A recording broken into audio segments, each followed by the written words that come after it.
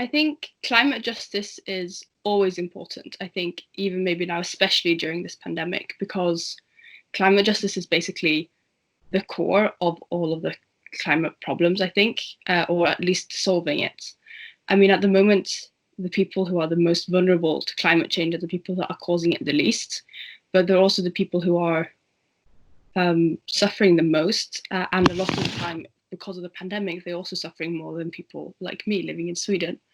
So we always need to be looking out to helping them, and also making sure that everyone is supported and trying to lessen the impact of the climate crisis on them, but also of the corona crisis, because all crises are important to deal with.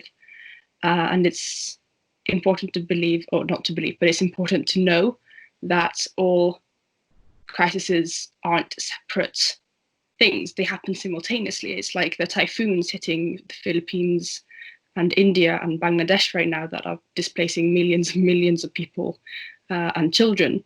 They are being, this is a crisis in its own right, but now add in the COVID-19 crisis and suddenly it's a lot more severe. So we need to, be very aware that climate justice we always need to be thinking from a climate justice perspective, because people are always being discriminated because of where they live in the world or their economical status. And I think, it's foolish to ignore that all crises intersect.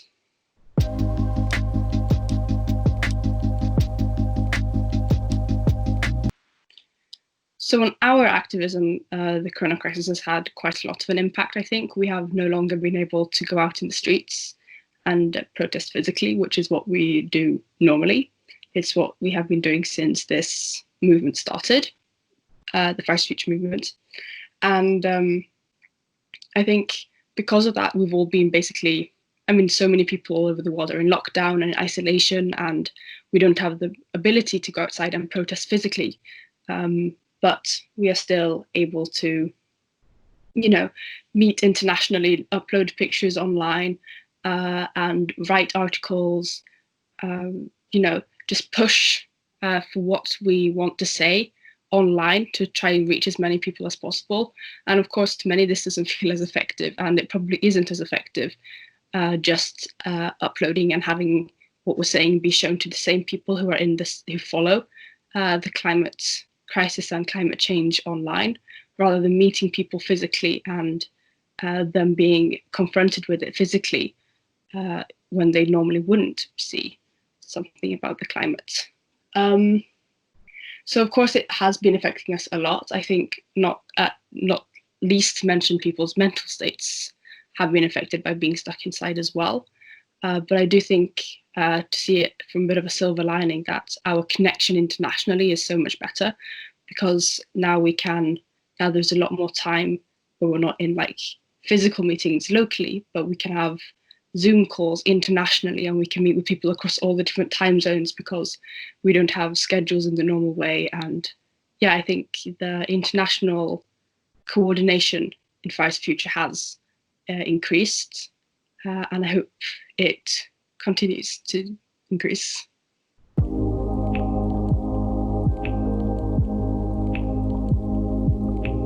I think taking action is something that's very individual. I think everyone should do what they can, and it's different for some people. Some people in perhaps Germany and Austria, they've already been going out into the streets and doing physical demonstrations, but with social distancing, and that's great. But of course, that is dangerous for many people because of the situation in their countries, or because they have family members, or they themselves are in the risk group. And then what they can do is take photographs of a sign and upload it to social medias. And there's so much you can do, and you can like lobby to politicians. You can do all sorts of things. But of course, in Fridays for Future, we are trying to stick together as a community and do the online striking and do that as a campaign. And every Friday we meet up online and have an online strike call where people from all over the world meet, and we talk about the situation in our own countries and just hang out and get to know each other. But I think there's a lot of things that you can do, but I think it's also up to the person themselves to find what is most effective and what works the best for them.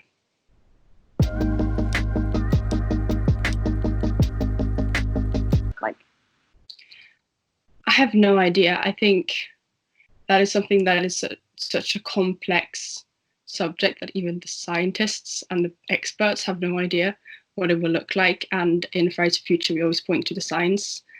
So me speculating is very difficult to do. But I really, really hope that we will make a full recovery from the COVID-19 crisis and people won't be at risk walking around outside and, living their lives and not being scared to, meet up with people. But at the same time, I hope that we don't go back to what was normal, because what was normal before the crisis was, of course, still a crisis, just a different kind.